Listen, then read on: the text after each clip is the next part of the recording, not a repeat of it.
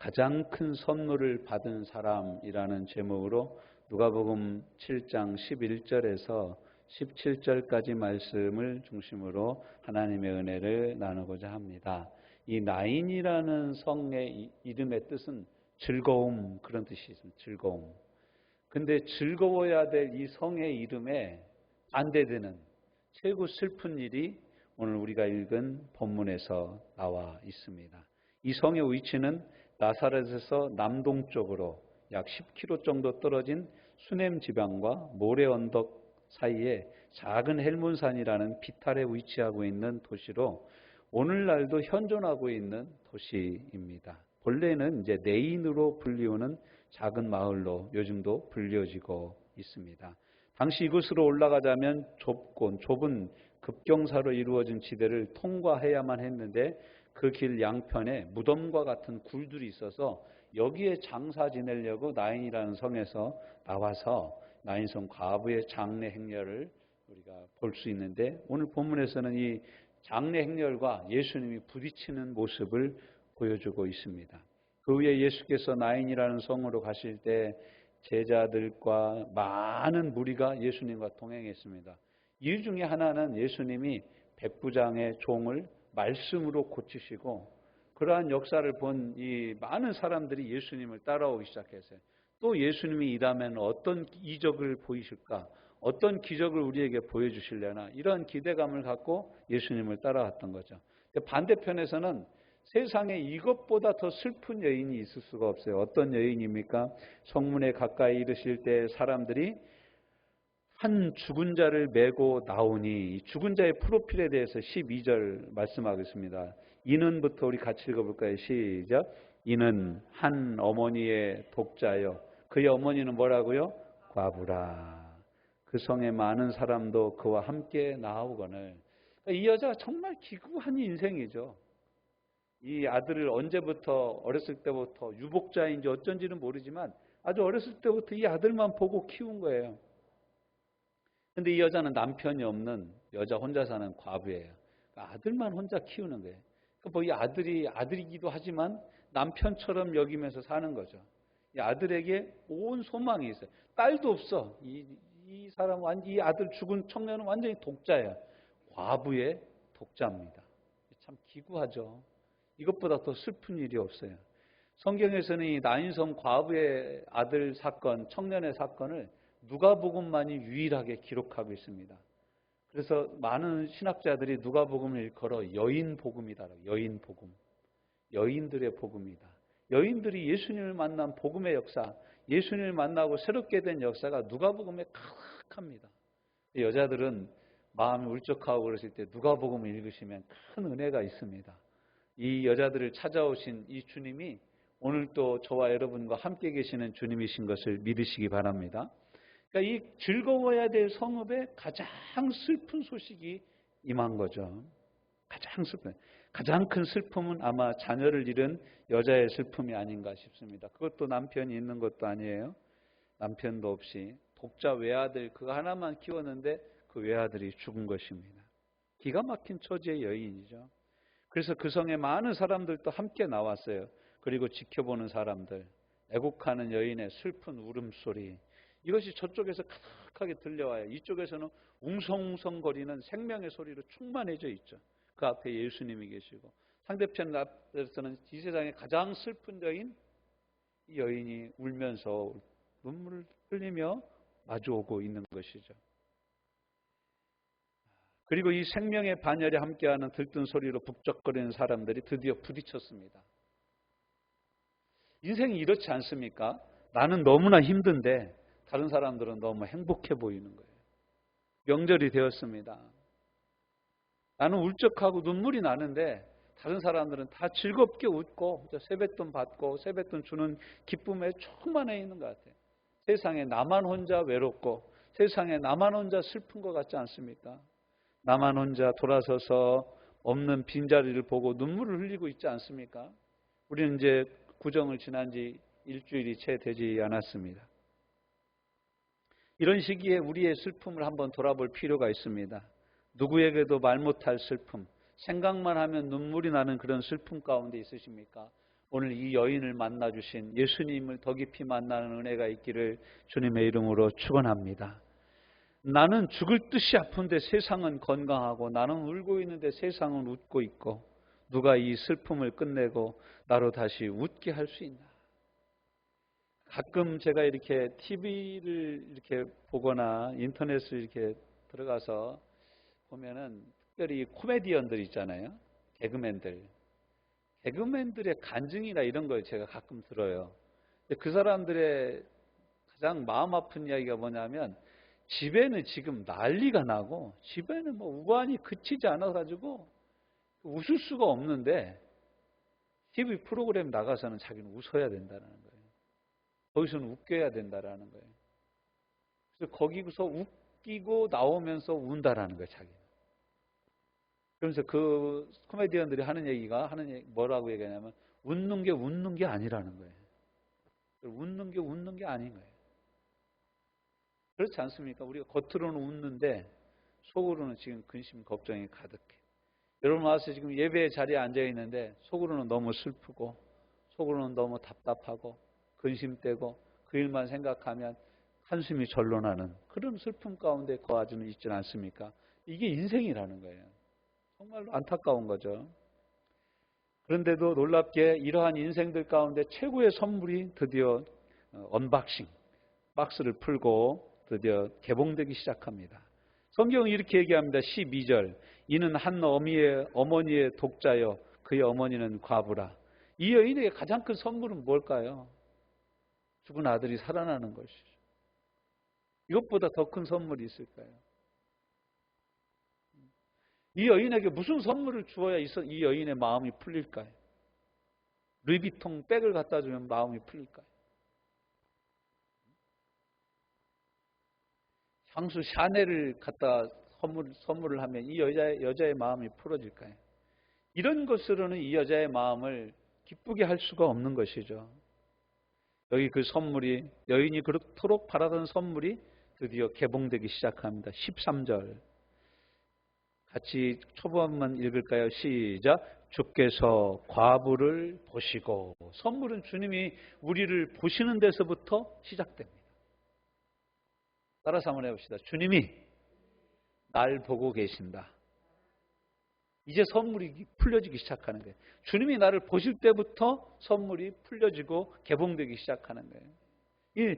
이 최고의 선물, 인생 최고의 선물, 이 여인이 받았던 최고의 선물은 예수님을 만나는 데부터 시작이 된 것입니다. 우리가 큰 슬픔에 빠져 있고 나인성에 살면서 최고의 슬픈 여인이 될 수도 있고 기쁨의 성에 살면서도 가장 우울한 사람이 될 수도 있지만 우리에게 하나님이 주시는 가장 큰 선물이 있음을 잊지 말아야 합니다. 주님이 보고 계시면 이미 선물은 시작되고 계신 것입니다. 주님이 보고 계십니다. 우리가 믿는 주님은 보고 계시는 하나님이십니다. 저와 여러분의 작은 신음에도 응답하시고 그 귀를 기울이고 계시고 우리의 작은 탄식도 주님이 돌아보고 계시고 우리에게 응답하시는 하나님이신 것을 잊지 말고 계시길 바랍니다. 영화 제목 중에 이런 제목 영화가 있어요. 나 홀로 집에. 여러분 나 홀로 집에. 나 혼자 집에 있으면 나 혼자 있는 거 맞죠? 그렇죠? 근데 성경은 그렇게 얘기하지 않습니다. 나 홀로 집에 있는 것 같아도 시편 139편의 말씀에 보면 주께서 나의 앉고 일어섬을 다 아신다고 그랬어요. 할렐루야. 내가 바다 끝에 가서 자리를 펼지라도 주님이 거기 계시고 내가 하늘 꼭대기에 가서 거기 있을지라도 주께서 거기 계시고 내가 저 수월 지옥 깊은 바닥에 있을지라도 주의 눈이 나를 지켜보고 계시고 주께서 내 전후 좌우를 두루 안수하심에 이 지식이 내게 너무 기이하도다 라고 시편 기자인 다윗은 우리에게 자신의 신앙 고백을 보여주고 있습니다. 우리도 이러한 고백이 있기를 주님의 이름으로 축원합니다. 주님이 보고 계시면 역사가 일어나기 시작하는 거예요. 여러분 이것을 인식하는 것이 믿음입니다. 주님이 나를 보고 계신다. 주님이 내 직장 생활을 보고 계신다. 주님이 내 가정을 보고 계신다. 주님이 내 아픔을 보고 계신다라는 걸 알 때부터 우리는 진정한 소망, 진정한 선물을 대하게 되는 것입니다. Before God, 코람 떼오라고 그래. 하나님 앞에서 하나님이 나를 보고 계신다는 것을 알고 있으면은 그때부터 우리는 더 이상 흔들리지 않게 됩니다. 주께서 과부를 보시고 그 다음에 어떻게 하십니까? 주님이 불쌍히 여기사 울지 말라. Don't cry. 울지 마라. 불쌍히 여기사. 불쌍히 여기사. 이 불쌍히 여기사라는 말의 헬라어는 스플랑크 니조마이입니다. 스플랑크 니조마이. 스플랑크 니조마이. 말도 어려워요. 아무튼. 근데 이 말의 뜻은 뭐냐면 창자가 뒤틀려지는 것 같다라는 뜻입니다. 주님이 나인성 과부를 볼 때 예수님의 창자가 뒤틀리는 것 같았어요. 이걸 우리나라 말로는 딱 두 자로 얘기합니다. 환장하겠네. 그렇게 하는 환장. 이 장의 위치가 바뀌듯이 창자가 뒤틀리듯이. 여러분 이 창자 뒤틀려 보셨습니까? 창자가 꼬이면요 아무 소리도 못합니다. 얼마나 아픈지 몰라요.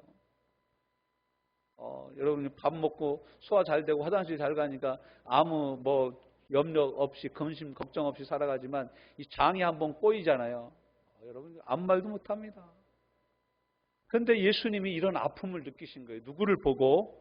나인성 과부, 독자 외아들을 잃고 슬피 울고 있는 이 여인을 보고 예수님이 그를 불쌍히 여겼는데 그 불쌍히 여기는 그것이 예수님의 창자가 뒤틀리는 듯한 고통이었다라는 거예요. 이걸 영어 성경에서는 컴패슨으로 표시합니다. 패슨 고통, 열정 그런 뜻이죠. 근데 이거 컴은 뭐예요? 함께 한다라는 거예요. 컴패슨. 함께 한다는 거 함께. 예수님이 이 여인을 볼 때 예수님이 이 여인의 고통을 함께 느꼈다라는 거예요. 여러분 주님이 우리를 볼 때 우리의 고통을 주님이 지금 함께 느끼고 계시는 줄로 믿습니다. 이게 최고의 선물의 시작이에요. 그 누가 나의 슬픔을 알아요. 그 누가 나의 괴로움을 알아요. 오늘 우리가 요즘 새벽마다 욥기 말씀을 살펴보는데 욥의 세 친구들이요. 욥이 환난 가운데 고난 가운데 있다 보니까 욥을 찾아왔어요. 신방 온 거예요. 그러니까 보니까 욥이 막 발바닥부터 머리까지 종기가 다 나고 있는 거예요. 그리고 보니까 너무 가려우니까 기왓장 가지고 자기 피부를 긁고 있는 거예요. 욥의 말에 의하면 이것이 딱갱이가 졌다가 터졌다가 터진 데의 고자리 이 벌레들이 드글드글 끓었다라는 거예요. 그 정도로 욥이 그냥 환난 가운데 있어요. 친구들이 너무 기가 막혀서 욥 옆에서 일주일간 아무 말도 안 하고 욥의 고통에 함께 참여하였습니다. 그러고 나서 처음에 이제 대만 사람 엘리바스가 얘기를 시작합니다. 야 욥아, 너 말하는 거 보니까 너 뭔가 잘못한 거 있어서 이런 벌을 받는 거야. 욥한테 이렇게 얘기합니다. 너 자녀들 다 죽었잖아. 그 자녀들도 뭔가 죄를 졌기 때문에 죽은 거야. 너 이렇게 생일을 저주하고 그러지 말고 하나님을 원망하지 말고 하나님께 감사하고 하나님께 너 내 죄를 회개해. 그럼 하나님 내 죄를 용서해 주실 거야. 그렇게 얘기합니다. 욥은 이렇게 얘기하죠. 야, 내가 너네들이 말하는 것처럼 나도 말을 할 수 있어. 너네들이 위로하는 그런 위로는 나도 할 수 있어. 근데 내가 정말 답답한 건 뭐냐면 내가 이렇게 고난을 당하는데 주님의 모습이 안 보이는 거야. 이전까지 내 인생에 함께 해주시고 나를 보호해 주시고 나의 작은 신음에도 응답하시는 하나님이 내가 이 큰 고난과 환난 가운데 있는데 하나님이 아무 말씀도 안 하고 계신 것 같은 거야. 내가 하나님하고 찾으면 싹 고개를 돌리시고 등을 돌리시는 것 같은 거야. 내가 전화하면 수신 거부 딱 하는 것 같은 거야. 전화 신호가 딱 2번, 3번 가면 고객이 전화를 받을 수 없습니다. 이건 거절해 놓은 거예요. 그런 말이 딱딱 틀린단 말이에요. 그럼 이거 어떻게 하냐 이거예요. 내가 그것 때문에 답답하다는 거예요. 욥은 그것 때문에 답답해하고 욥의 친구들은 너 답답해하는 거 보니까 너 믿음 다 까먹은 거구나. 이렇게 욥의 친구들은 자꾸 얘기를 하는 거예요. 그런데 욥이 가끔씩 그렇게 하나님 앞에서 고통을 호소하는 와중에도 나는 하나님을 기다립니다. 나는 나의 중보자 되신 하나님이 나와 함께 하심을 내가 믿습니다. 라고 고백을 하는 거예요. 이게 욥의 신앙이에요. 욥의 믿음이에요. 주님이 우리를 보고 계십니다. C.S. 루이스라는 20세기 기독교 학자는 뭐라고 표현을 했냐면 저술가는 정원사가 나무에게 가장 가까이 있을 때가 언제냐? 가지치기 할 때다. 가지치기 할 때다. 그리고 또 그분 이런 얘기를 했어요. 우리가 평안히 길을 갈 땐 하나님 우리에게 속삭이시지만 우리가 환난과 고통 가운데 있을 때는 하나님 우리를 향하여 울부짖고 계신다. 근데 그 소리가 너무 커가지고 우리가 다만 듣지 못하고 있을 뿐이다. 어떤 문학가들은 그런 표현을 하는지 모르겠어요. 여러분, 이 지구가 돌아가는 소리가 있대요. 옹 하고 지구가 돌아간대. 지구가 돌아가는 소리 들려요, 안 들려요, 여러분? 이 소리밖에 안 들리죠? 너무 큰 소리는 우리 귀가 감당할 수가 없는 거예요. 그러니까 못 듣게 하는 거예요. 너무 큰 소리가 우리 귀에 들리면 우리 고막이 터져버립니다. 지구가 돌아가는 소리, 별들이 서로 얘기하는 소리는 우리 귀에 들리질 않아. 하나님 그 소리를 못 듣게 해주신 거예요, 우리가. 그것도 은혜 중에 하나죠. 하나님 우리를 보고 계셔. 보고 계셔. 가까이 하사. 그 다음에 어떻게 하십니까? 가까이 가사 그 관에 손을 대시니 맨자들이 손을 서는지라. 어머니의 사랑으로도 작을 수 없는 것이 아들의 죽은 몸입니다. 죽은 사람은 장사를 지내야 돼요. 죽은 사람은 어머니도 아내도 자녀들도 더 이상 만질 수 없는 사람입니다. 죽은 사람은 더 이상 산 자가 아닌 거예요. 이 사람을 잡을 사람이 없어요. 그러나 산 자와 죽은 자의 주님이 되신 우리 주님은 능히 잡을 수 있는 줄로 믿습니다. 그보다 더 강력한 사랑이, 어머니의 사랑보다 더 강력한 사랑이 여기에 있으면 우리에게 보여주고 있습니다. 죽음의 행렬을 멈추게 만드는 그 손이 관에 대어진 거예요. 여러분 생각해 보시죠. 이 당시 관에다가 손을 대는 것은 율법에 부정한 것으로 간주되었어요. 레위기 22장 4절, 민수기 19장 11절에 보면 너희의 죽은 자의 몸에 손을 대지 말라고 그랬어요. 손을 댄 자는 7일간 부정하며 손을 씻고 이렇게 나와요. 사체에도 손을 대지 마라. 사람 죽은 거에서 손을 대지 마라. 그런데 예수님은 거룩한 선지자로 제자들 가운데 계시면서 관에 손을 대셨어요. 무엇이 예수님으로 하여금 이 관에 손을 얹게 하신 것입니까? 예수님의 긍휼입니다. 불쌍히 여기시는 은혜예요. 내가 다 죽은 것 같은, 내 삶에 다 끝난 것 같은 그 사건에도 주님이 손을 대시면 살아나는 역사가 일어나는 줄로 믿습니다. 율법에 의하면 죽은 자에 관해 손을 대면 부정한 것으로 간주되었지만 진정한 율법의 완성을 이루시는 사랑의 우리 주님이 손을 대니까 율법을 뛰어넘는 역사가 일어난 것입니다. 그러고 나서 예수님이 말씀하십니다. 14절 후반절이죠. 예수께서 이르시되 청년아 내가 네게 말하노니 일어나라. 청년아 내가 네게 말하노니 일어나라. 이 성경에 보면 예수님이 일어나라고 얘기한 사람이 몇 사람 있습니다. 회당장의 딸 야이로의 딸을 보면서 달리다굼 이를 번역한 즉 소녀야 일어나라. 예수님 말씀하세요. 이렇게 일으키십니다. 이 청년아 내가 네게 이르노니 일어나라. 근데 제자들도 이 죽은 자들이 일으켰어요. 그때는 뭐라고 얘기합니까? 제자들이 내가 나사렛 예수 그리스도의 이름으로 명하노니, 예수의 이름으로 명령하여서 일어나라고 말씀하십니다. 예수님은 자신의 이름, 그 자신 가지고 그냥 이 청년을 향하여서 명령하십니다. 왜 어떻게 이렇게 명령을 할 수 있습니까? 예수님은 산자와 죽은 자의 주님이시기 때문에 그렇습니다. 그래서 예수님이 마지막 날에 재림하시는 날에 죽었던 모든 사람들이 예수님이 이 땅에 오실 때 일어나는 거예요. 예수님이 나와라 그러면 나와야 되는 거예요. 죽은 지 나흘이 넘었어도 나사로야 나와라 그러면 온몸을 배로 동인 채로 나와야 되는 거예요. 왜냐하면 예수님은 산자와 죽은 자의 주인이시기 때문에 그렇습니다. 예수님은요, 이 사람 보고 죽었으니까 다시 살아나라고 말씀 안 했어요. 여러분 이 말씀을 잘 보십시오. 청년아 내가 네게 말하느니 어떻게 하라고요? 일어나래요. 여러분 어떤 사람한테 일어나라고 그래요? 자는 사람한테 일어나라고 그러잖아요. 자는 사람한테. 예수님에게, 예수님 앞에, 하나님 앞에 모든 인생은 죽은 게 아니라 자는 거예요. 예수님을 믿는 모든 사람은 예수 안에서 잠을 자는 거예요. 주님이 오시는 그날 우리의 몸이 깨어나는 줄로 믿습니다. 부활의 하시는 거예요. 권세 있는 말씀으로 말씀하신 거예요. 내가 곧 부활이요 생명이니 나를 믿는 자는 죽어도 살겠고 살아서 나를 믿는 자는 죽음을 보지 않고 옴기우리니 이것을 네가 믿느냐? 우리는 아멘 믿습니다. 이것을 네가 믿느냐? 예수님은 죽은 자와 산 자의 주님이십니다. 살았을 때 예수님을 믿으면 죽음을 보지 않고 옮겨지는 거예요. 죽음의 위협이 우리를 붙잡아 둘 수 없어요. 죽음의 공포가 우리를 사로잡을 수 없어요. 예수 그리스도를 믿는 믿음과 성령의 위로가 능히 죽음을 이기게 하여 주는 줄로 믿습니다. 그러니까 여러분 많은 믿음의 사람들이 죽어가면서 이런 얘기를 해요. 내가 죽으면 슬픈 장송곡을 부르지 마라. 내가 죽으면 할렐루야 대곡을 불러다오. 이렇게 이렇게 얘기하면서 죽어가는 사람들이 많아요.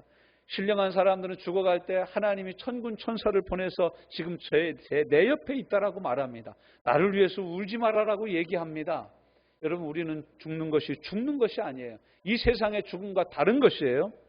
그 자기에게 나오는 모든 자를 말씀으로 고치셨다라고 마태복음 8장 16절 17절은 우리에게 말씀하고 있습니다. 청년아, 내가 내게 말하노니 일어나라 하심에 어떤 일이 일어납니까? 15절, 죽었던 자가 일어나 앉고 말도 하거늘 예수께서 그를 어머니에게 주시니 우리 것을 빼앗아 가시는 분이 아니에요. 여러분, 이 여인에게 가장 큰 선물은 뭐예요? 이 아들이죠. 죽었던 아들이 살아나서 자기 품에 다시 안기는 거죠. 이게 가장 큰 선물이죠. 우리 주님은 우리 것을 빼앗아 가시는 분이 아니라 더 풍성하게 도와주시고 부어주시는 하나님이십니다. 요한복음 10장 10절에 도적이 오는 것은 도적질하고 죽이려는 것이나 인자가 온 것은 양으로 생명을 얻게 하고 더 풍성하게 하려는 것이다 라고 말씀하고 있어요. 로마서 8장 32절 말씀에는 자기 아들을 아끼지 아니하시고 우리 모든 사람을 위하여 내어주시니가 어찌 그 아들과 함께 모든 좋은 것을 우리에게 선물로 주시지 않겠느냐라고 말씀하십니다. 하나님이 우리에게 주시는 최고의 선물은 예수 그리스도입니다. 킹 제임스 버전 영어 성경에서는 그걸 이렇게 설명하고 있습니다. He that spared not his own son. 하나님이 그의 아들을 아끼지도 아니하시고 but delivered him up for us all. 우리 모든 사람에게 주셨는데 어떻게? How shall he not with him also freely give us all things. 이렇게 표현합니다. 모든 좋은 것을 거저 주시지 않겠느냐. 프리하게. 공짜로 주시지 않겠느냐. 이런 뜻입니다. 우리 성경으로는 표현할 수 없는 표현들을 영어 성경이 우리에게 표현하고 있죠. 그러므로 깊은 슬픔과 무력감과 죽음이 여러분을 짓누르고 있습니까? 이미 일어난 일들로 인하여 여러분 숨을 쉴 수가 없습니까? 주님의 사랑은 어제나 오늘이나 영원토록 변함이 없습니다. 할렐루야. 즐거움이 넘쳐야 될 나인이라는 이 도시에 독자를 잃은 과부의 슬픔과 애통으로 바뀔 때 예수님은 이 사람에게 가장 큰 선물을 주셨습니다. 즐거움의 도시 나인으로 회복하셨습니다. 저는 주님이 저와 여러분의 애통을 가장 큰 선물로 바꾸어 주실 줄로 믿습니다. 우리 함께 찬양하고 기도하기를 원합니다. 가장 큰 선물 되신 주님을 모시며 함께 불러보도록 하시겠습니다. 주 사랑이 나를 숨쉬게 해. 여러분, 주보에 나와 있는데 프린트가 좀 고장이 나가지고 잘 세게 안 나왔어요. 잘 여러분 따라서 한번 함께 찬양하도록 하시겠습니다. 이 찬양 부르시고 주님 나의 슬픔을 주 앞에 올려놓사오니 가장 큰 선물 되신 예수 그리스도로 나와 함께하여 주옵소서. 내 슬픔을 변하여 기쁨이 되게 하여 주시고 제가 변하여 기쁨이 되게 하여 주옵소서. 제 대신 화관을 씌워주는 은혜를 체험케 하여 주옵소서. 함께 기도하는 시간 갖도록 하겠습니다.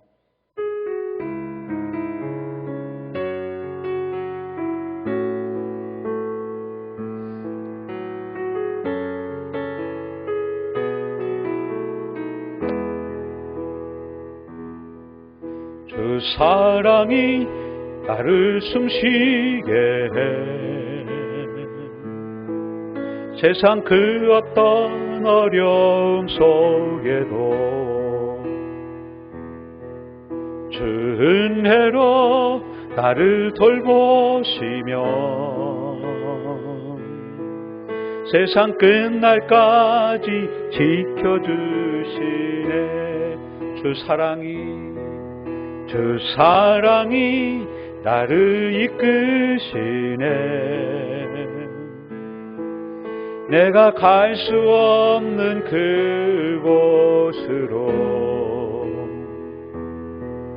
주의 사랑 나를 붙드시며 세상 끝날까지 인도하시네. 주님만이 내 아픔이 아시며 주님만이 내 맘 어루만지네. 어느 누구도 나를 향하신 주님의 사랑을 끊을 수 없네. 주님만이 내 능력이시며 주님만이 나의 구원이시네. 어느 누구도 나를 향하신 주님의 사랑을 끊을 수 없. 주님만이 내 아픔 아시며 주님만이 내 아픔 아시며 주님만이 내 맘 어루만지네.